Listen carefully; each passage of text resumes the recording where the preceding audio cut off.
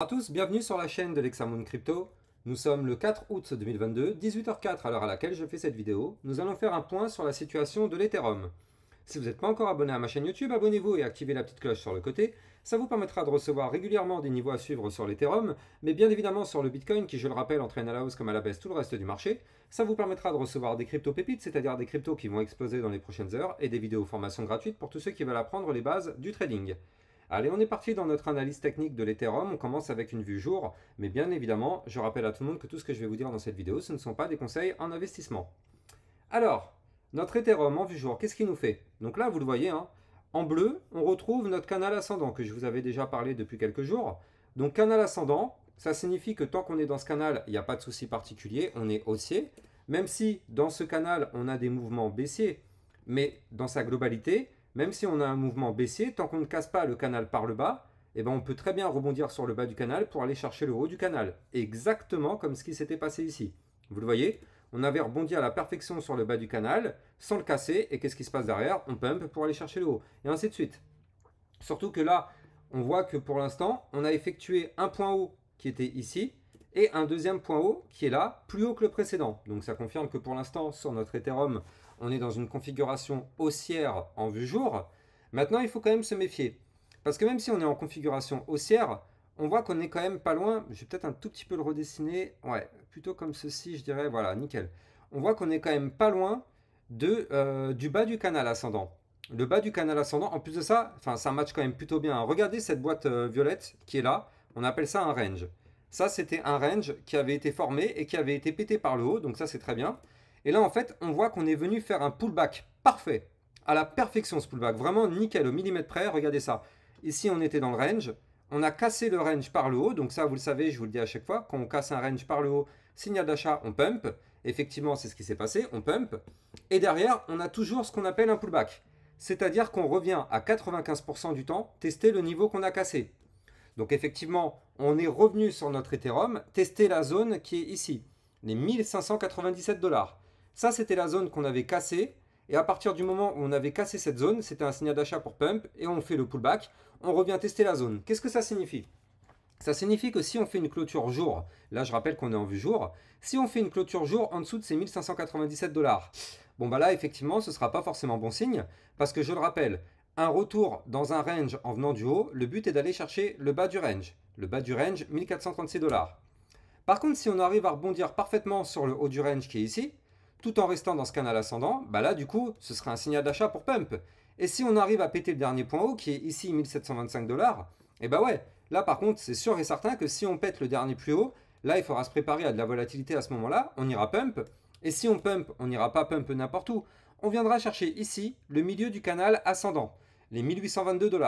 Je rappelle que quand on est dans un canal ascendant, le milieu du canal est une zone de support quand on vient du une zone de résistance quand on vient du bas, et c'est une zone de support quand on vient du haut. Donc là, vous le voyez, vu que là, on va venir du bas, si on vient chercher cette zone du milieu du canal, ce sera une zone de résistance. Donc les fameux 1822 $. Par contre, si on pète les 1822 $ milieu du canal ascendant, le but ce sera d'aller chercher le haut du canal ascendant qui est ici 2050 $. Bien évidemment, entre-temps, on a quand même de la résistance. On aura une résistance qui est là. Combien elle est celle-là? Voilà. 1683 $, première résistance. Deuxième résistance moyenne mobile sans période, ici 1738 $. Après, on aura une résistance qui est ici quasiment tout en haut du canal aux 2017 $, avant de tenter la cassure du canal par le haut. Et dans ce cas-là, on pourra aller chercher, pourquoi pas, des nouveaux points hauts.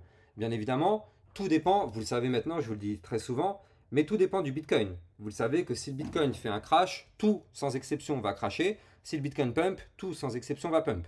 L'Ethereum y compris, comme toutes les autres cryptos.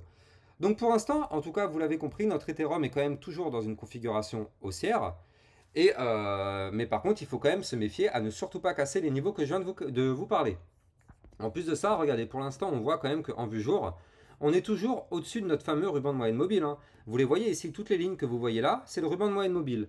Tant qu'on est au-dessus du ruban de moyenne mobile, c'est simple, on est haussier.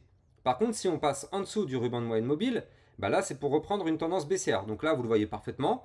À partir du moment où on est repassé au-dessus du ruban de moyenne mobile, c'est-à-dire ici, vous le voyez, on est redevenu haussier. Et là, si malheureusement on passe en dessous, bah oui, ce sera pour entamer une phase baissière. Mais pour l'instant, il n'y a pas de crainte particulière, on est au-dessus, la configuration est plutôt haussière, du moins tant qu'on est dans les niveaux que je vous ai donnés. Il ne faudra surtout pas, bien évidemment, casser le niveau du haut du range et le bas du canal ascendant. Allez, on va se mettre en vue 4 heures pour essayer d'y voir un petit peu plus clair sur notre Ethereum. Mais bien évidemment, avant de parler de la vue 4 heures, je rappelle à tout le monde que pour tous ceux qui veulent recevoir des crypto-pépites tout au long de la journée, j'ai lancé mes abonnements de signaux de trading. Donc vous avez ici le lien qui est là. Ça, c'est mon lien pour accéder aux signaux de trading. Donc vous allez pouvoir, avec l'abonnement VIP, en recevoir tout au long de la journée, du matin au soir, même le soir et le week-end, mais c'est un peu réduit le soir et le week-end. Et grâce à ça, ça va vous permettre de recevoir, bien évidemment, des cryptos qui risquent d'exploser tout au long de la journée. Et je vous donne juste un exemple. Tout à l'heure, on avait trouvé sur les signaux de trading, donc le FIDA USDT. J'avais mis un signal vers 15h20 et des poussières. Et regardez combien on a pris sur le FIDA. Je crois qu'il était 15h30, quelque chose comme ça. On a pris, regardez cette mèche magnifique, on l'a pris dans son intégralité. De 0 à combien? Voilà, 15,41%. Ça, on les a pris de A à Z sur les signaux. Le signal était donné avant et on a été chercher en Tech Profit quasiment le haut du niveau. Donc les 15% dans la poche. Et c'est tout le temps comme ça en fait. Sur les signaux de trading, tout au long de la journée, dans les abonnements VIP, on reçoit ce type de crypto-monnaie. Et bien évidemment, pour trader un peu toute cette volatilité, je vous ai mis ici mon lien de parrainage Bybit. Pour tous ceux qui veulent créer un compte dessus, ça vous permettra d'avoir jusqu'à 3200 $ de bonus, bien évidemment en fonction de votre premier dépôt. Et il faut que vous fassiez un minimum de 250 $ sur un premier trade, donc en spot ou en trade le futur, ça c'est vous qui voyez, les deux ça fonctionne. Et en fonction d'autres actions qui vous seront expliquées par Bybit, vous aurez effectivement ce fameux 3200 $ de bonus sur Bybit.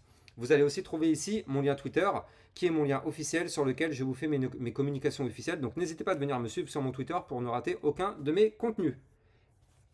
Allez, retournons sur notre Ethereum en vue 4 heures, comme je vous le disais tout à l'heure. Alors, Ethereum en vue 4 heures, très intéressant, très intéressant. On va suivre ça de très près parce que là, il y a des choses qui se préparent. Alors, en vue 4 heures, pour l'instant, vous le voyez, on est dans une configuration en range. Donc, tant qu'on est dans ce range, en réalité, pour l'instant, on n'est ni haussier ni baissier. Vous le voyez, quand on est en haut du range, on va chercher le bas du range. Quand on est en bas, on essaye d'aller chercher le haut du range. Bien évidemment, il y a des zones de résistance entre-temps. Si on arrive à casser les résistances, on pump. Si on n'y arrive pas, on galère.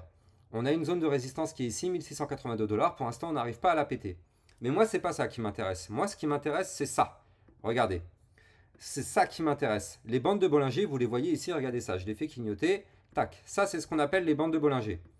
Là, vous les voyez, elles commencent à se resserrer vénère. C'est-à-dire que là, si jamais les bandes de Bollinger sont éclatées par le haut, on peut s'attendre à un joli mouvement haussier. Je le rappelle, des bandes de Bollinger qui sont resserrées.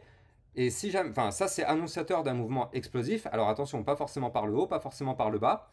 Néanmoins, ça annonce un mouvement explosif. Donc là, on voit que pour l'instant, on n'est pas encore en train de les péter par le haut ou par le bas. On voit que pour l'instant, en vue 4 heures, on est en dessous du ruban de moyenne mobile, donc pour l'instant on est baissier. Il faudrait pour cela qu'on arrive à repasser au-dessus des 1636 $ pour reprendre une tendance haussière en vue 4 heures. Mais surtout, si on arrive à péter ici les 1675 $, donc si on pète ça par le haut, effectivement ça pourra être une belle cassure des bandes de Bollinger. Et là, il faudra se préparer à une jolie volatilité à ce niveau-là, parce qu'effectivement des bandes de Bollinger qui s'éclatent, ça peut être assez impulsif. Un peu comme ce qui s'est passé ici, regardez ça. Ici, on avait des bandes de Bollinger très resserrées, regardez, vous les voyez, hein. Là, ici, c'était très large. Et là, plus on arrive par ici, regardez ça ici, comment c'est resserré. Et là, du coup, qu'est-ce qui s'est passé? Malheureusement, ça a été cassé par le bas, hein, les bandes de Bollinger. Et bien, regardez ça. Il y a eu quand même un mouvement de quasiment 7% sur la cassure des bandes de Bollinger. Donc là, c'est quelque chose qui peut aussi arriver quand elles vont être cassées soit par le bas, soit par le haut. On pourra avoir un mouvement impulsif de plus ou moins, hein, ça personne ne le sait. Mais en tout cas, ce qui est sûr et certain, c'est qu'il y aura un mouvement assez impulsif lors de cette cassure à ce niveau-là. En tout cas, pour l'instant, sur l'Ethereum, on est toujours dans ce range, donc il ne faut surtout pas perdre ici la zone des 1568 $.